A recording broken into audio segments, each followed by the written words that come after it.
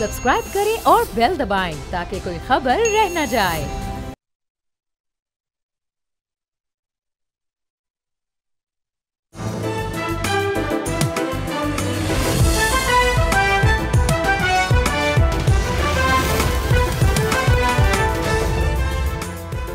नाज़रीन, you are watching debate with Nadia Mirza. नाज़रीन, पाकिस्तान को इस वक्त सैलाब की सूरत में शदीद तबाहकारियों का सामना है। पहले हमने देखा खैबर पख्तूनख्वा और उससे भी पहले गिलगित बल्तिस्तान की सूरत हाल हमारे सामने थी।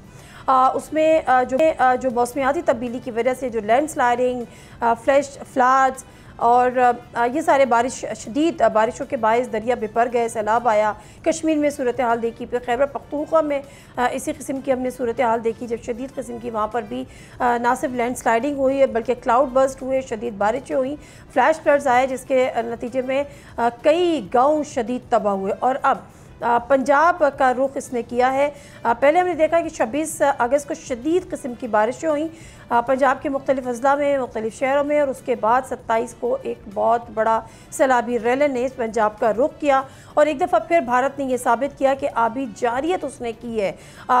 इतना रिएक्शन टाइम नहीं दिया, जिस तरह से कुछ ही घंटे का टाइम दिया जिसमें उन्होंने एक इंटीमेट किया, इन्फॉर्म किया, और उसके फौरी बाद जो है उनके जो बंद है उसके पुश्ते खोल दिए गए, जिसकी वजह से एक बहुत बड़ी जो पानी का रैला था उसने पाकिस्तान का यानी पंजाब का रुख किया, उसको हिट किया और उसके नतीजे में ये सारी तबाही हुई जो अभी हम देख रहे हैं। इस वक्त पंजाब की जिस तरह हम आपसे बात कर रहे हैं, पंजाब के तकरीबन 16 अजला शदीद मुतासर हुए हैं, इमदादी कार्रवाइयाँ वहाँ पर जारी हैं।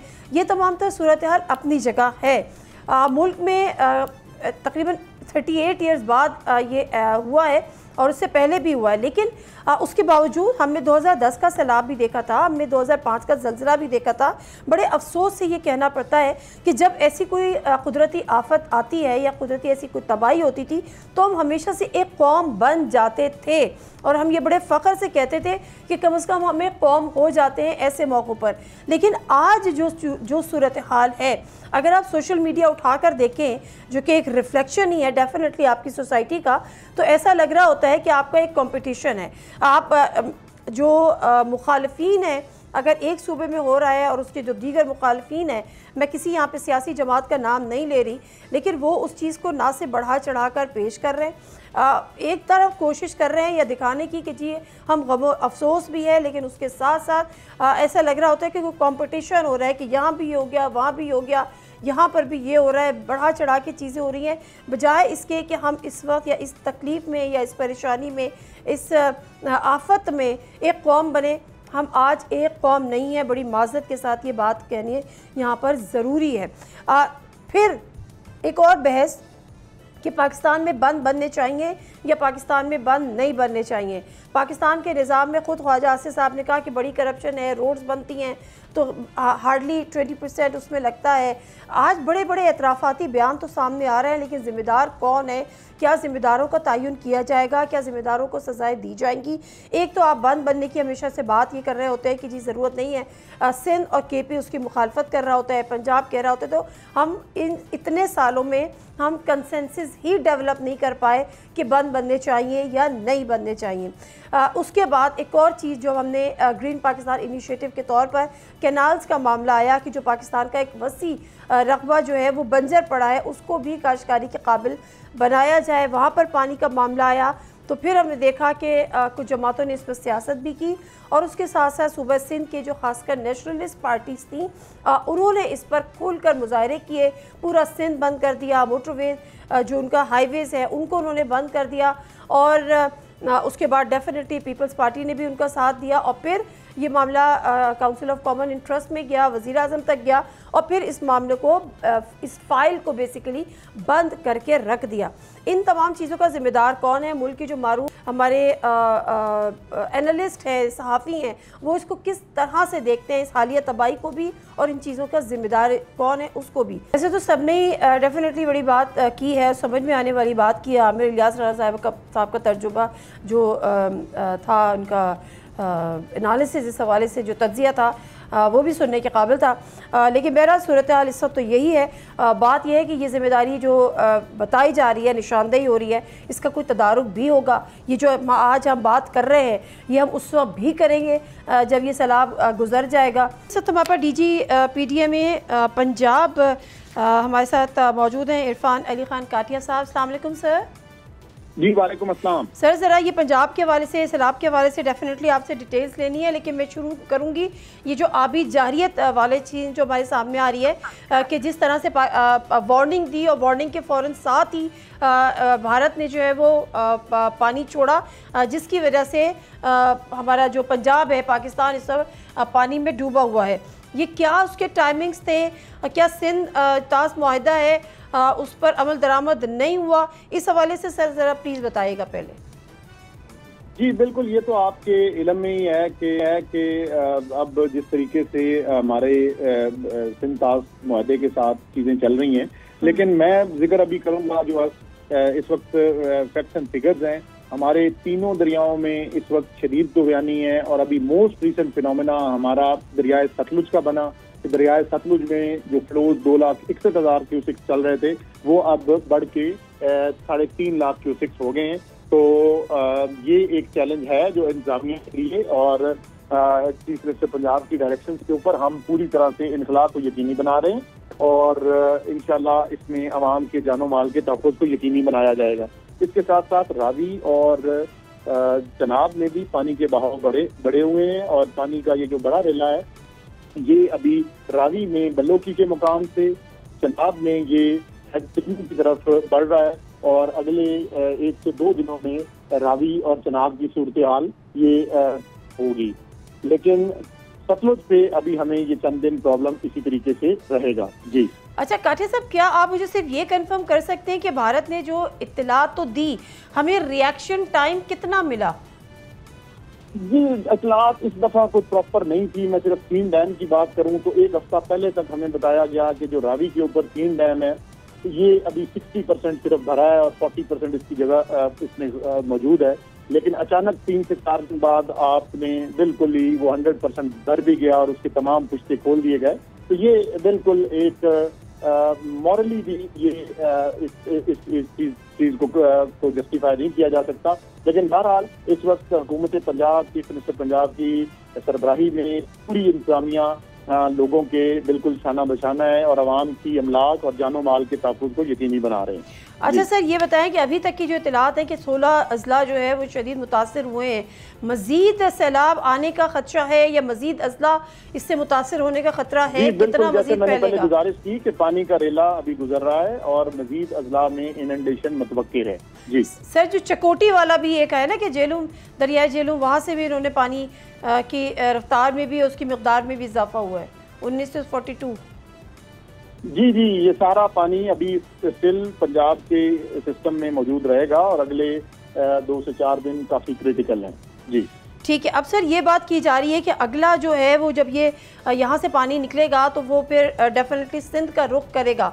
क्या समझते हैं आप कि यहाँ से पंजाब से निकल के 3 दिन क्रिटिकल हैं, कितना टाइम उसको लगेगा सिंध में एंटर होने में? जी अभी 4 से 5 दिन मजीद लगेंगे सारे पानी को सिंध की हदूद में जाने के लिए और उनको ऑलरेडी जो इंफॉर्मेशन शेयरिंग है वो हो चुकी है। जी बहुत शुक्रिया। हमारे साथ मौजूद थे DG PDMA पंजाब और वो जो हमें सूरत हाल है उससे वो आगाह कर रहे थे, ख़ासतौर पे जो सिंध की उन्होंने बात की है। उनका कहना ये था कि सिंध में एंटर होने में इस रेले को तकरीबन 3 से 4 या 5 दिन भी लग सकते हैं, लेकिन उससे पहले अगले 3-4 दिन जो है वो बहुत ज़्यादा क्रिटिकल हैं कि पंजाब ही के हवाले से, क्योंकि मज़ीद अजला भी इससे मुतासर हो सकते हैं। ताहम जो इमदादी कार्रवाइयाँ थी वो उस हवाले से उन्होंने कहा कि भरपूर तरीके से की जा रही हैं। भारत के हवाले से उन्होंने कहा कि ये आबी जारियत के ही ज़िम्मे में आता है। एक तो उन्होंने हमें रिएक्शन टाइम बहुत कम दिया, पहले उन्होंने हमें 40% का बताया कि फ़र्दर अभी कैपेसिटी है, लेकिन ऑल ऑफ अ सडन उनका पूरा उन्होंने फुल किया और उसके बाद वो पानी खोला है, यानी पानी वहाँ से पुश्ते खोले हैं बंद के, जिसकी वजह से जो है वो सैलाब का जो सामना करना पड़ा है पंजाब को, पाकिस्तान को। ब्रेक ले लेते हैं। ब्रेक से वापस आते हैं। नैयर बुखारी साहब हमारे साथ मौजूद हैं, पीपल्स पार्टी के सीनियर रहनुमा। जो बेनज़ीर इनकम सपोर्ट प्रोग्राम है उसमें बड़े पैमाने पर इंकशाफात हुए हैं खोट बुड़ के, करप्शन के, उस हवाले से भी उनसे जानेंगे। और जो बंद की बात हमेशा की जाती है, बनने चाहिए नहीं बनने चाहिए, पीपल्स पार्टी या सिंध हुकूमत उसको, नॉट पीपल्स पार्टी बट सिंध हुकूमत उसको अपोज करती है। इसी के साथ साथ जब बात कैनाल्स की आती हैं, पिछली दफ़ा जब ये बात हुई और ग्रीन पाकिस्तान इनिशिएटिव के प्लेटफॉर्म से उस समय हमने देखा कि सूबे सिंध में ही सबसे ज़्यादा इसको अपोज किया गया, जिसकी बिना पर इसको पोस्टपोन भी कर दिया गया।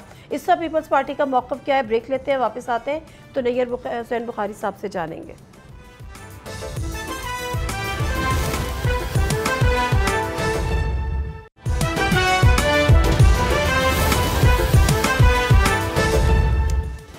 जी प्रोग्राम में एक दफ़ा फिर आपको खुश आमदीद कहते हैं। और एक तरफ जो खैबर पख्तूनख्वा के बाद पंजाब का बेशतर हिस्सा 16 के करीब अजला बारिश में के बाद सैलाब से मुतासर हुए हैं। जो सूरत हाल है वो इंतहाई गंभीर है और एक दफ़ा फिर बहस का आगाज़ हो गया है, डैम्स बनने चाहिए नहीं बनने चाहिए, क्यों नहीं बने, किसकी कोताही थी, कौन इसके फेवर में है और कुछ अभी भी इसके अगेंस्ट है।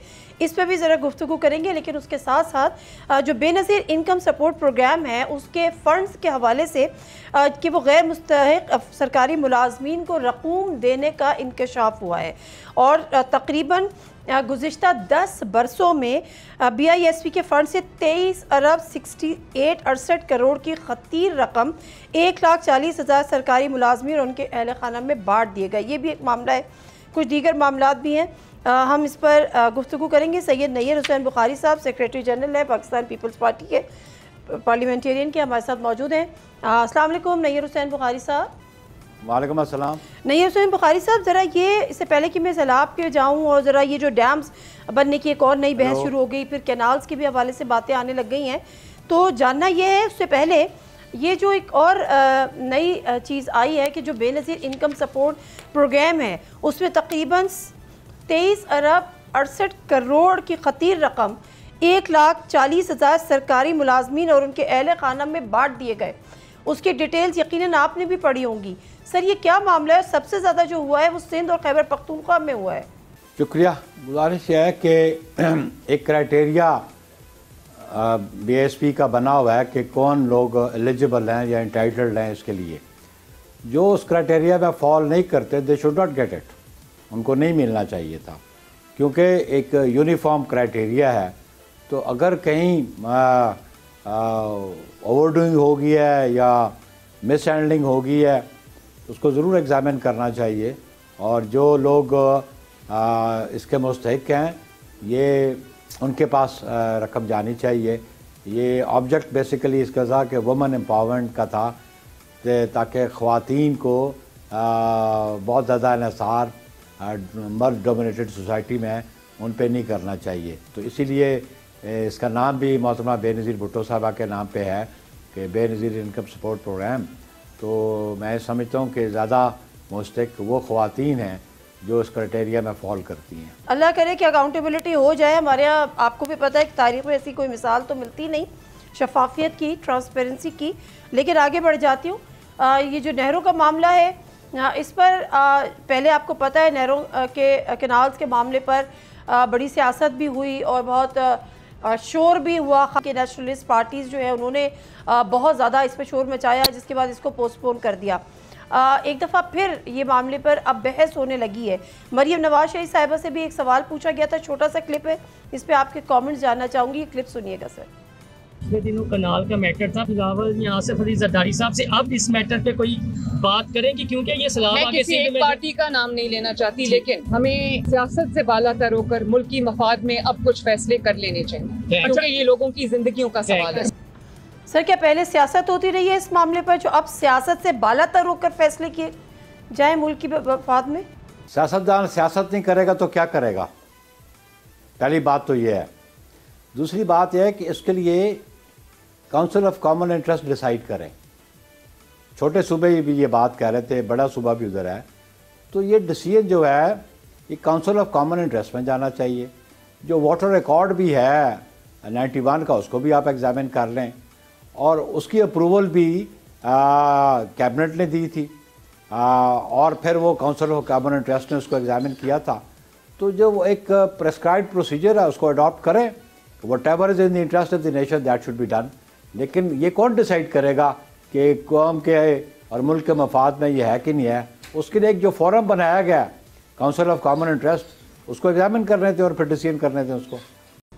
सर वो तो ठीक है कि कौन डिसाइड करेगा, डेफिनेटली एक रिसर्च होती है, कुछ पेपर होता है, एक पूरा ग्रीन इनिशिएटिव के नाम से पूरी रिसर्च हुई, आपके सामने रखा गया, पीपल्स पार्टी के सामने रखा गया, जरदारी साहब के सामने रखा गया। चलिए वो भी छोड़ दें, काउंसिल ऑफ कॉमन इंटरेस्ट में क्या पीपल्स पार्टी इसके हक में है या नहीं है?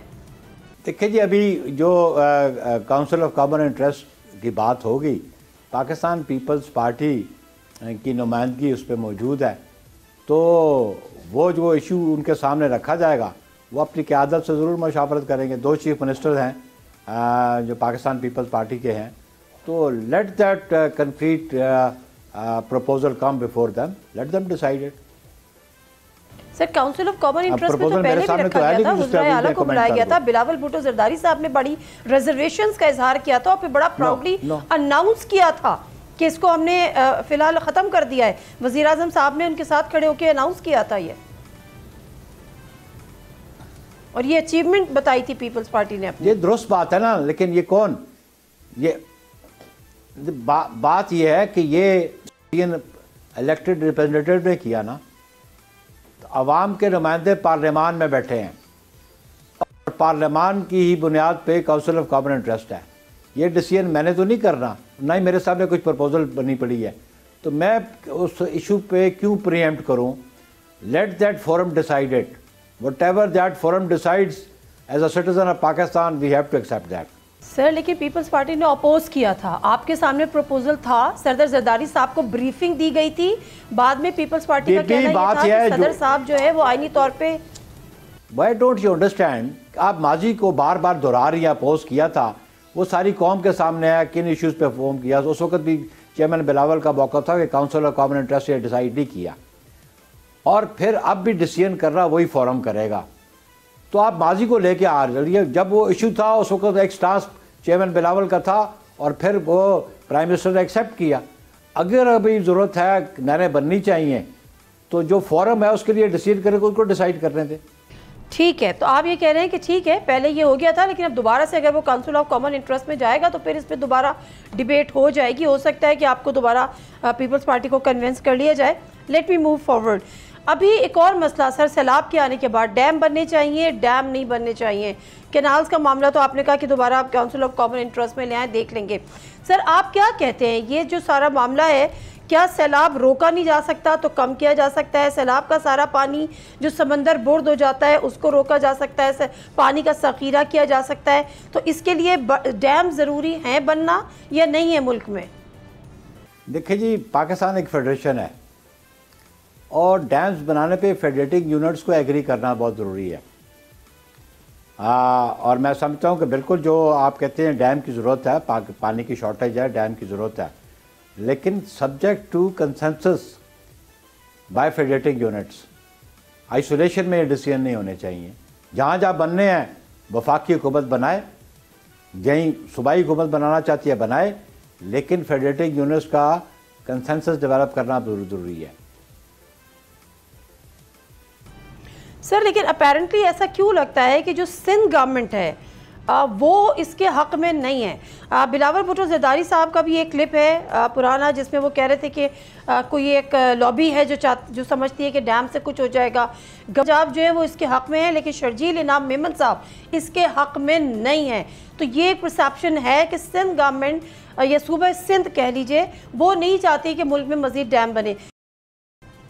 सर गवर्नर पंजाब किसकी नाअहली किस की तरफ जा रहा है? उनका हुकूमतों की भी है, इदारों की भी है, क्या वजूहात थी? चलें अब आप आगे की हम बात तभी छोड़ें, क्या वजूहात थी जो मुल्क में डैम्स नहीं बन सके? देखें ना, जो मौक़िफ़ दिया गवर्नर ना, मैं I am not a spokesman for the governor of Punjab. ये सवाल आप उनसे करें कि उनकी ये जो मौक़िफ़ है इसकी क्या बुनियाद है, तो मैं उसको क्लैरिफाई कैसे करूं या मैं उसको कैसे रिस्पॉन्ड करूं? या शर्जील मेमन का मौक़िफ़ है तो Sharjeel Memon can explain it ना। मेरा तो एक मौक़िफ़ यह है कि कोई भी प्रोजेक्ट जो है वो फेडरेटिंग यूनिट्स की मर्ज़ी से बनने चाहिए। फेडरेटिंग यूनिट्स की कंसेंसस डेवलप करना चाहिए, उसके pros cons council of common interest में डिस्कस होने चाहिए। ठीक है, ये आपका मौक़िफ़ बिल्कुल दुरुस्त है, लेकिन मेरा सवाल अदरवाइज़ ये था कि अब तक जो पाकिस्तान में डैम्स नहीं बन सके वो किन वजूहात के बिना पर नहीं बन सके? ये आपको भी पता है कि कंसेंसस डेवलप नहीं हो सका। फेडरेटिंग यूनिट्स जो है उनमें कंसेंसस नहीं था, जिसकी वजह से नहीं बन सके। तो आप कंसेंसस डेवलप करें। जो लोग बैठे हैं, जो हुकूमतों में बैठे हैं, या सूबाई सतह पर जो पार्लियामान के मेंबरान हैं, सूबाई असम्बली के मेंबर हैं, दे शुड, ये उनकी ज़िम्मेदारी बनती है ना कि वो कंसेंसस डेवलप कर रहे। मैं पाकिस्तान की फेडरेशन को उसको नुकसान होते देखना पसंद नहीं करूँगा कि फेडरेटिंग यूनिट्स एग्रीव्ड हों किसी इशू पे। तो इसके लिए फेडरेशन की मजबूती के लिए, उसको स्ट्रेंथन रखने के लिए ज़रूरी है कि इनका कंसेंसस डेवलप करें। तो ये जो प्रॉपर फोरम है, उस फोरम पर डिस्कस करके एक दूसरे को कन्विंस करें कि क्या ज़रूरत है, क्या ज़रूरत नहीं है, क्या कौन सी चीज़ मुल्क के मफाद में है, कौन सी चीज़ मुल्क के मफाद में नहीं है। ये फ़ैसला आपने और मैंने तो नहीं करना। जब पार्लियामान मौजूद है, जब कॉन्स्टिट्यूशन में प्रोविजन मौजूद है, लेट देम डिसाइड इट। बिल्कुल ठीक है, चलें, कंसेंसस नहीं हो सका इसलिए नहीं बन सके, अब लेट्स सी क्या होता है आगे। सर, आखिरी सवाल ये कि पीटीआई के जो स्टैंडिंग कमेटीज़ के जिन के पास भी मेंबर्स थे या चेयर कर रहे थे, उन्होंने सब ने रिज़ाइन कर दिया। अयाज सादिक साहब ने डिसाइड ये किया, या हुकूमत ने, कि जी उनके इस्तीफ़े कबूल नहीं किए जाएंगे, और अब उनकी पार्लिमानी कमेटी से रब्ता भी किया गया है। आपको लगता है ये दुरुस्त फैसला है पीटीआई को का इस्तीफ़े देना भी और हुकूमत का कबूल ना करना भी? आपने माजी में देखा है कि ये अमल जो पीटीआई ने किया था उससे उनको क्या बेनिफिट मिला, और फिर अब ख़ुद इमरान खान कहता रहा, जो बानी पीटीआई है, कि हमने डिसोल्यूशन गलत की थी, हमने रेजिग्नेशन, और इन पे किस तरह एतमाद किया जा सके। एक स्टेज पे इन्होंने नेशनल असेंबली रेजिग्नेशन किए, स्पीकर ने एक्सेप्ट नहीं किए, फिर इन्होंने कहा हमारे रेजिग्नेशन एक्सेप्ट ना करें आप, हमने रिज़ाइन नहीं किया। तो इनमें तो कंसिस्टेंसी नहीं है पीटीआई वालों में। इनका एक मौके पे ये खड़े ही नहीं होते, और ये यू टर्न के बड़े बादशाह हैं। इनका अपना लीडर कहता है कि यू टर्न तो पॉलिटिक्स है। तो मैं तो यू टर्न को समझता हूँ कि ये वादा खिलाफ़ी होती है, कमिटमेंट से नाराफ़ होता है। तो अभी स्पीकर साहब ने नहीं किए, तो हम समझते हैं कि पार्लियामेंट को फंक्शनल होना चाहिए।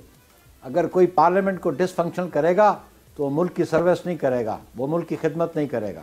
बहुत शुक्रिया नईर हुसैन बुखारी साहब आपके टाइम का। और नईर हुसैन बुखारी साहब का कहना यह था कि मुल्क में चाहे नए सूबे बनने हो, चाहे कैनाल्स का मामला हो, काउंसिल ऑफ कॉमन इंटरेस्ट में दोबारा ये मामला लाने चाहिए, कंसेंसस होना चाहिए, एक दूसरे को कन्विंस करें, और कंसेंसस के बाद ही ये काम हो सकता है, अदरवाइज़ फेडरेशन ख़तरे में होगी। ब्रेक ले लेते हैं, ब्रेक से वापस आते हैं।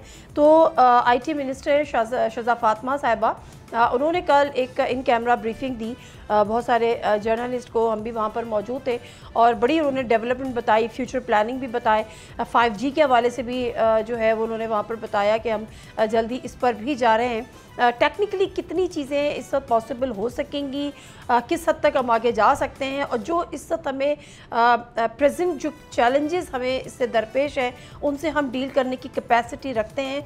ब्रेक लेते हैं, ब्रेक से वापस आते हैं। तो IT एक्सपर्ट हैं कंवल चीमा, वो हमारे साथ होंगी। Stay with us.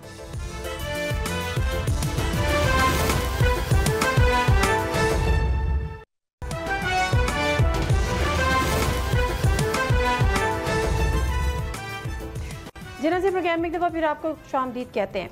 और कल जो वज़ीर minister for IT and communication है शज़ा फातिमा साहिबा, उन्होंने एक इन कैमरा ब्रीफिंग दी, और उसमें उन्होंने क्या उनकी फ्यूचर प्लानिंग है, IT मिनिस्ट्री क्या करने जा रही है, अब तक की उसकी अचीवमेंट्स क्या हैं, चैलेंजेस क्या हैं, इस हवाले से तमाम सहाफ़ियों को उन्होंने ब्रीफ़ किया।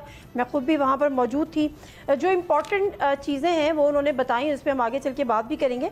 उनका असल में ये कहना था कि पाकिस्तान की जो IT की बरामदात हैं वो $3.8 बिलियन हो गई हैं, लेकिन उसके साथ साथ उन्होंने कहा कि ये पाकिस्तान की IT बरामदात डबल हैं और जो पैसे पाकिस्तान आते हैं ये उससे कम है, क्या इससे ज़्यादा आ सकते हैं, किस तरह से आ सकते हैं? 5G के हवाले से भी बात की, पाकिस्तान डिजिटल अथॉरिटी का क़याम अमल में लाया गया, बहुत सारी चीज़ें। इस साथ हमारे साथ IT एक्सपर्ट है कमल चीमा साहिबा, वो मौजूद हैं, फर्दर उनसे भी उनकी एक्सपर्टीज़ जानते हैं। अस्सलाम वालेकुम कमल चीमा। वालेकुम अस्सलाम। कमल साहिबा ज़रा फरमाइएगा कि ये जो बात हो रही है कि जो हमारी IT जो बरामदात हैं वो 3.8 बिलियन डॉलर्स की हो गई हैं, क्या ये मज़ीद बढ़ाई जा सकती हैं? और जब ये कहते हैं कि जो पाकिस्तान में जो पैसा आया वो उससे कम है, तो इसका क्या मतलब है? इसका मतलब ये है कि बहुत सारी जो बरामदात असल में जो पाकिस्तान में बैठ के लोग कमा रहे हैं, रिमोट वर्क कर रहे हैं, या IT एक्सपोर्ट इनकम जो है वो बाहर ही पार्क हो जाती है। और उसकी वजह ये है कि जब पाकिस्तान पैसे आते हैं तो वो फॉरेन रुपी में कन्वर्ट हो जाते हैं। रुपी वॉलेटाइल है, तो कुछ अरसे बाद जो है यू लूज द वैल्यू, आप उस पैसे की वैल्यू लूज कर देते हैं, जिसकी वजह से वो डॉलर्स में ही लोग बाहर ही उसको रिटेन कर लेते हैं। दूसरी इसकी वजह ये है कि जब पाकिस्तान में पैसा आ जाता है तो उससे पे नहीं किया जा सकता अपने वेंडर्स को। बहुत सारे जो IT एक्सपोर्ट कंपनीज हैं उनके जो वेंडर्स होते हैं, जैसे वो क्लाउड यूज़ करती हैं, AWS क्लाउड या Azure क्लाउड यूज़ कर रहे हैं, या उन्होंने गूगल को पेमेंट्स करनी है, या उन्होंने फेसबुक एड्स में पेमेंट्स करनी है, और दीगर पेमेंट्स जो उन्होंने करनी होती हैं वो उन्होंने डॉलर्स में करनी होती हैं। और एक दफ़ा जब पाकिस्तान में पैसा आ जाता है तो फिर उनकी पेमेंट करना इन वेंडर्स को डॉलर से बहुत मुश्किल हो जाता है। तो क्योंकि पैसे पाकिस्तान में आ तो सकते हैं मगर डॉलर्स पाकिस्तान से निकालना बहुत मुश्किल हो जाता है, जिसकी वजह से बहुत सारी जो इनकम है IT एक्सपोर्ट की वो बाहर ही रुक जाती है, और पाकिस्तान में सिर्फ उतनी आती है जो कि कॉस्ट होती है, जो कि किसी ने खर्च करनी होती है, या बिजली पानी या अपने एम्प्लॉइज की जो सैलरीज होती हैं वो पाकिस्तान मंगा लेते हैं, बाकी बाहर रख देते हैं। बिल्कुल ठीक है। अच्छा, एक और चीज़ जिसमें उन्होंने कहा कि IT की जो मिनिस्ट्री है वो चाहती है कि जो मुल्क के हर बच्चे को तेज़ तरीन इंटरनेट मिले, यानी हाई स्पीड इंटरनेट। लेकिन अभी जो इसका सूरत हाल है वो हमारे और आपके सामने है। पिछले दिनों जो आपको पता है एक्स बंद हुआ, बहुत सारी चीज़ें, तो हमें बताया गया कि पाकिस्तान में यूज़र्स बहुत ज़्यादा हो गए, जिसकी वजह से अब नेट की स्पीड बहुत ज़्यादा स्लो हो गई है। फिर उन्होंने कहा कि साथ ही सबमरीन केबल्स के साथ मुंसलिक है, 7 सबमरीन केबल्स का मुंसलिक है, 3 सबमरीन केबल पाकिस्तान में मज़ीद हम लेकर आ रहे हैं। क्या इससे इंटरनेट स्पीड की एफिशिएंसी बढ़ेगी? देखिए, जब आप मुल्क में रिस्ट्रिक्शंस लगाते हैं वेबसाइट्स पे, जैसे कि एक्स में हमने देखा रिस्ट्रिक्शन लग गई, या और जो रिस्ट्रिक्शंस लगी, उससे होता यह है कि लोग VPN यूज करना शुरू कर देते हैं। और जब लोग VPN यूज करना शुरू कर देते हैं तो फिर वो पब्लिक इंटरनेट को हिट कर रहे होते हैं, विच मीन्स कि सारा लोड जो है वो सबमरीन केबल पे जा रहा होता है, क्योंकि VPN जो है वो कनेक्ट करता है एक सर्वर से जो कि पाकिस्तान के बाहर होता है, जिसपे किसी और मुल्क का सर्वर होता है, जहाँ पे वो पाकिस्तान के सारे रूल्स और रेगुलेशंस नहीं लगे होते, जहाँ पे एक्स बंद नहीं होता, वहां से लोग इंटरनेट को एक्सेस कर रहे होते हैं। तो उस वजह से वो फिर पब्लिक इंटरनेट को हिट करते हैं। वरना अदरवाइज अगर आप पाकिस्तान के लोकल को एक्सेस कर रहे हैं तो आप फिर कंटेंट डिलीवरी नेटवर्क्स और डिफरेंट जो लोकल कैशेस हैं उनको यूज करते हैं। तो हमने खुद ही वेबसाइट्स बंद करके लोगों को VPN की आदत डाल दी है। अब लोग VPN यूज करते हैं। जब VPN यूज करते हैं तो सारे का सारा लोड जो है वो आपके इंटरनेशनल इंटरनेट बैंडविड्थ पे जाता है, जो कि हमारे पास पहले ही बहुत कम है। उसके लिए हमारी जो कैपेसिटी है, जितनी हमारी मुल्क में डिमांड है, उससे पहले ही कम है। तो हमें उसके लिए डेफिनेटली और कैपेसिटी इंक्रीज करने की जरूरत है, जिसके बारे में यही सुना जा रहा है कि हम और सबमरीन केबल्स ऐड कर रहे हैं और उस कैपेसिटी को इंक्रीज करेंगे। ठीक है। अच्छा, एक चीज़ और जिन्होंने उसका खास कर उन्होंने जिक्र किया, उन्होंने कहा कि पाकिस्तान में जितनी भी मरीन केबल्स हैं वो अभी कराची में लैंड करती हैं। हम ये चाहते हैं कि कराची के अलावा भी करें, जैसे कि उन्होंने गवादर का नाम भी यहाँ पर लिया कि गवादर या किसी और जगह। इससे क्या फ़र्क पड़ेगा? देखिए, उससे फर्क ये पड़ता है कि एक चीज होती है टेक्नोलॉजी में, जैसे कहते हैं रिडंडेंसी। रिडंडेंसी का मतलब होता है कि आपके पास ऑल्टरनेट राउट्स हो, ऑल्टरनेट प्लेसेस भी हो, ज्योग्राफिकल रिडंडेंसी भी हो, कि सारी चीजें एक जगह पे ना, खुदा ना खास्ता वहां पे कोई हादसा हो जाए, खुदा ना खास्ता कराची का जो समुंदर है उसमें कोई ऐसा चीज हो जाए जिसकी वजह से वो सबमरीन केबल्स जो है वो इस्तेमाल ना हो सके, तो फिर उसका एक ऑल्टरनेट राउट हो जो कि गवादर में है। तो ये एक ज्योग्राफिकल रिडंडेंसी है जो कि एक अच्छी प्रैक्टिस है और पूरी दुनिया में अडॉप्ट की जाती है।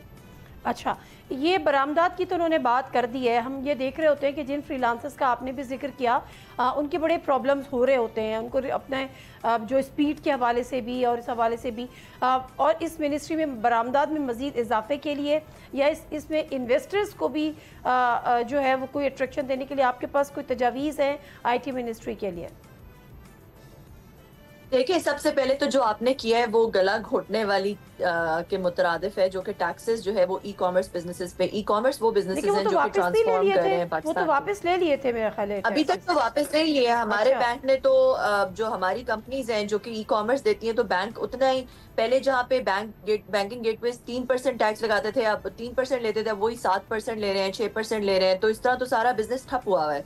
तो यही बात है कि अब जो पाकिस्तान में स्टार्टअप्स आ रही थी ई-कॉमर्स से रिलेटेड, और पाकिस्तान में ट्रांसफॉर्मेशन आ रही थी डिजिटल, वो आपने खुद ही उसका गला घोंट दिया। सबसे पहले तो आपने ये किया, तो इस वजह से जो है वो पाकिस्तान में, और फिर आप दिखा रहे हैं लोगों को कि पाकिस्तान में पॉलिसी कंसिस्टेंट नहीं है, कभी भी कोई भी टैक्स रख सकता है आउट ऑफ नोवेयर। तो ये इन्वेस्टर कॉन्फिडेंस जो है ये बहुत ज्यादा बुरी तरह से इसलिए शैटर हो जाता है। इन्वेस्टर कहते हैं कि भी मैंने तो अगले 5 साल की प्लानिंग की भी थी, अब यहाँ पे जो है ये टैक्सेस लग गए, which means Pakistan is a very unpredictable country. Pakistan के अंदर इन्वेस्ट नहीं करना, फ्यूचर में उसके दिमाग में ये चलता है। तो इस वजह से जो है ये जो अनप्रेडिक्टेबिलिटी है, इसको we have to do away with it, because otherwise आपका जो इन्वेस्टर है वो बिल्कुल नहीं आएगा पाकिस्तान।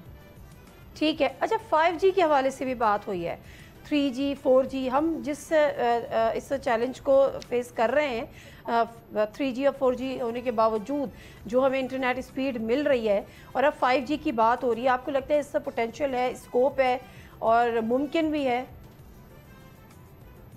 देखिए, 5G कुछ एरियाज में तो करना पड़ जाएगा, क्योंकि अगर आपने ये जो जितनी भी एप्लीकेशंस हैं जो मशीन टू मशीन कम्युनिकेशन करती हैं, जो अर्ली डिटेक्शन करती हैं, फॉर एग्जांपल डिफरेंट क्लाइमेट जो हादसात होते हैं उनकी, डिफरेंट चीज़ों की, और इस तरह की IoT रिलेटेड एप्लीकेशंस होती हैं, वो 5G के नेटवर्क पे चलती हैं बहुत एफिशिएंटली, क्योंकि उनको थोड़ा डिले चाहिए होता है, जो कि 5G प्रोवाइड करता है। तो कुछ एरियाज में तो आपको 5G पे जाना होगा। देखिए, पाकिस्तान में पॉपुलेशन डेंसिटी बहुत ज्यादा है, एक ही एरिया में बहुत सारी पॉपुलेशन है, ठीक है, क्योंकि पाकिस्तान में छोटा एरिया है और पॉपुलेशन बहुत ज्यादा है, जिसकी वजह से इट मेक सेंस कि आपकी जो बैंडविड्थ पेनिट्रेशन है, जो आपने फाइबर बिछाई हुई है और तरीके से आप बैंडविड्थ दे रहे हैं पॉपुलेशन को, उसका आपको रिटर्न मिल जाता है। अगर आप डिफरेंट एप्लीकेशंस उस पर चलाएं, डिफरेंट चीज़ें यूज़ करें, तो रिटर्न मिल जाता है, बिकॉज ऑफ द फैक्ट कि आपकी पॉपुलेशन डेंसिटी काफ़ी ज़्यादा है। अच्छा, लास्ट तो में बिल्कुल होना चाहिए। ठीक है, लास्ट में केवल एक चीज़ और उन्होंने और बात की, उन्होंने कहा कि पाकिस्तान में जो 98% पॉपुलेशन है उसका जो डिपेंडेंसी है वो टुवर्ड्स वाईफाई है। अब हम कोशिश ये कर रहे हैं कि 40 से 60% फाइबराइजेशन की तरफ लेकर जाएं। ये क्यों कर मुमकिन होगा, और क्या ये बेहतर है एक ऑप्शन, फाइबराइजेशन रादर देन वाईफाई? देखो, जो वाईफाई होता है उसका भी बैक हॉल तो फाइबर पे ही होता है ना। किसी भी वाईफाई का या इवन 5G का या 4G जो भी है, उसका जो बैक हॉल होता है वो बहरहाल फाइबर पे ही होता है। तो अगर आपने मुल्क में 5G पे जाना है या आपने मुल्क में बेहतर करना है, चाहे वो वाईफाई हो या वो LTE हो या वो 5G हो, जो भी, उसके लिए आपको बहरहाल फाइबर बिछाना पड़ेगा। फाइबर आपको उसको रिडंडेंट पार्ट्स करने पड़ेंगे, उसको बहुत रोबस्ट करना पड़ेगा, क्योंकि सारा बैक हॉल बहरहाल फाइबर पे होता है। ठीक है, बहुत शुक्रिया कंवल चीमा आपके टाइम का और गुफ्तगू के। हम IT एक्सपर्ट कंवल चीमा साहिबा से, उन्होंने भी बहुत सारी चीज़ों को इंडोर्स किया है, लेकिन बहरहाल जो चीज़ें थी जिन पर बात होनी चाहिए, जहाँ पे इम्प्रूवमेंट की गुंजाइश है, और जो गलतियाँ हुई, जाहिर सी बात है, अगर ई-कॉमर्स पे टैक्सेस के ख़ासतौर पे हवाले से जो कंवल चीमा ने जिक्र किया है, लेकिन बहरहाल शहज़ा फातिमा की जो कल की इन कैमरा ब्रीफिंग थी, उसमें उन्होंने इस बात का अज़्म ज़रूर किया है कि 3 से 4 साल में, यानी नेक्स्ट 3 to 4 ईयर्स, डिजिटली तौर पर हम एक बिल्कुल मुख्तलिफ मुल्क होंगे, और इस पर मुकम्मल मेहनत और तनदेही से काम किया जा रहा है। प्रोग्राम से दीजिए नादिम मिर्ज़ा को इजाज़त। अल्लाह हाफ़िज़।